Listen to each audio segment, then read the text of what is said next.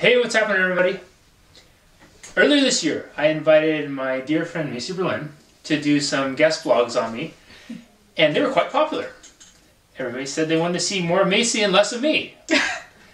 And Macy was kind enough to, we had the idea, we were talking a few weeks ago about maybe doing an interview, an on-camera interview with me, and Macy has some cool things coming up, going on in her life, which I'll share in a little bit, and we thought, what a good way to do it, but we could do some interviewing. Yeah, candid. So this is Macy. Hi, everyone. And just so you guys know, Macy is one of my dearest friends. I have known Macy now for almost 8 years? Yeah. Oh, 7 years. So it'll be 7 years in September. Oh. Well, I guess I've known you 8 years and we've been friends for 7 years. Yeah, which is a very important distinction. Yeah, and then we knew of maybe a little bit longer. Yeah. Yeah. Run in the same circles. Yeah, run in the same circles. Her ex-boyfriend and I used to work together. Mm-hmm. Once upon a time.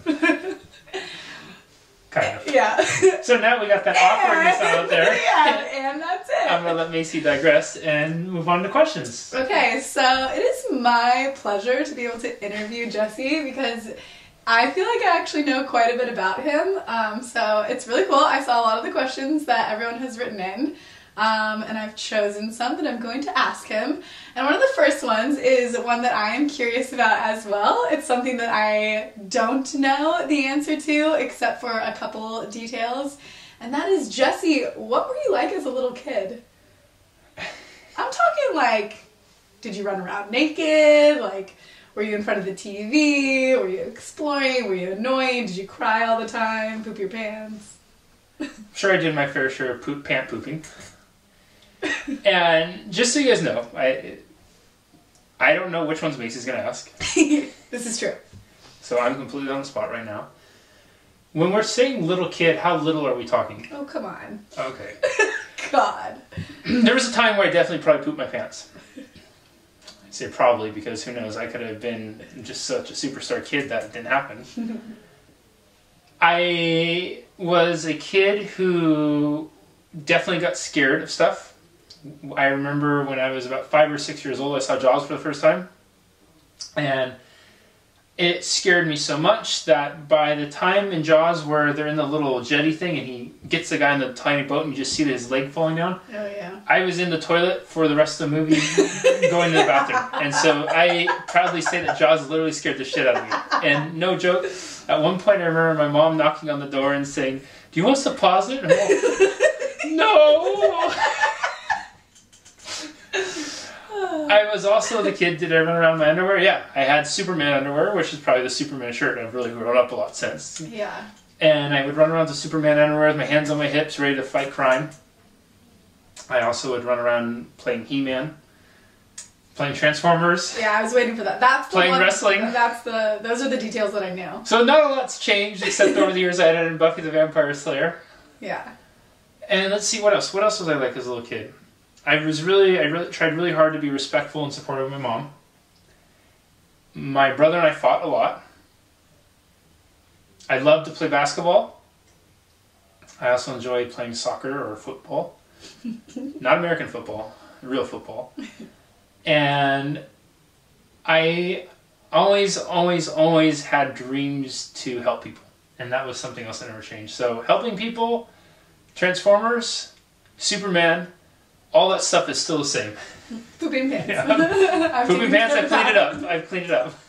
Okay, good. I like those answers. But kind of thinking about who you were as a little kid, and now you're this bigger version of a little kid.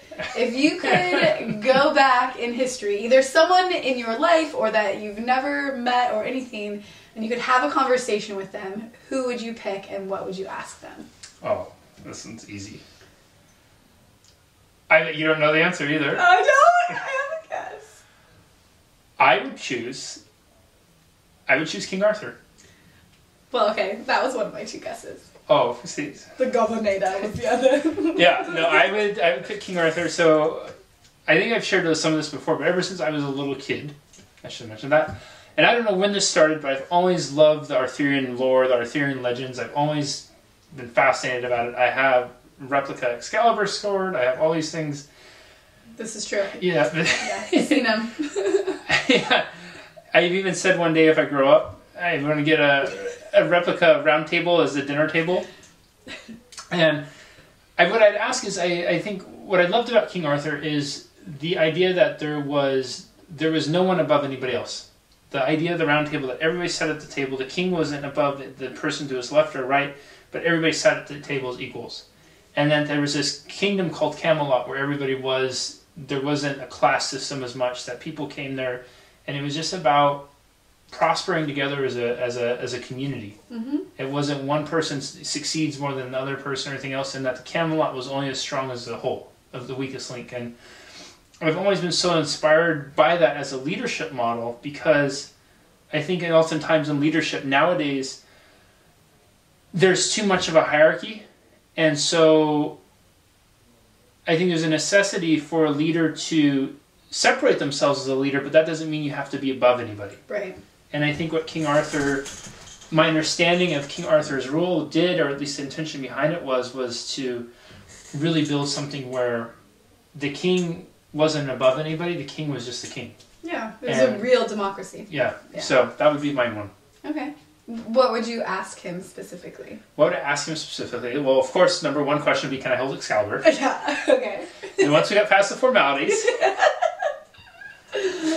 I would ask him, the things I'd want to ask, like what inspired him? What inspired the Round Table? What was motivation? How did he feel? How did he respond when he pulled the sword from the stone, or when Merlin told him that he was the one that was supposed to be king?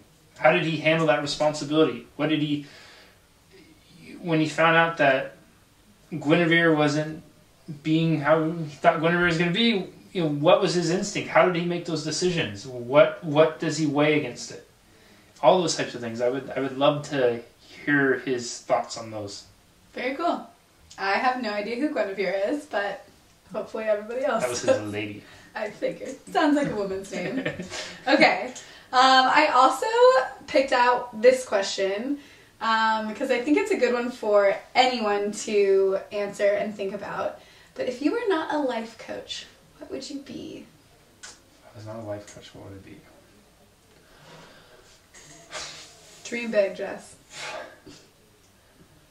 That's a really hard one because... Actually, can I say something about it? Yes. Okay, so when Jesse and I met, we were both in the fitness industry, so his title was personal trainer, and I felt if he had been asked this question 7-8 years ago, if you couldn't be a personal trainer, what would you be? He would have jumped at saying life coach. So it probably is a little bit of a almost, I don't know, humbling question to be asked at this point. Yeah, that's cool. Thank you, Maze. Yeah, you're welcome.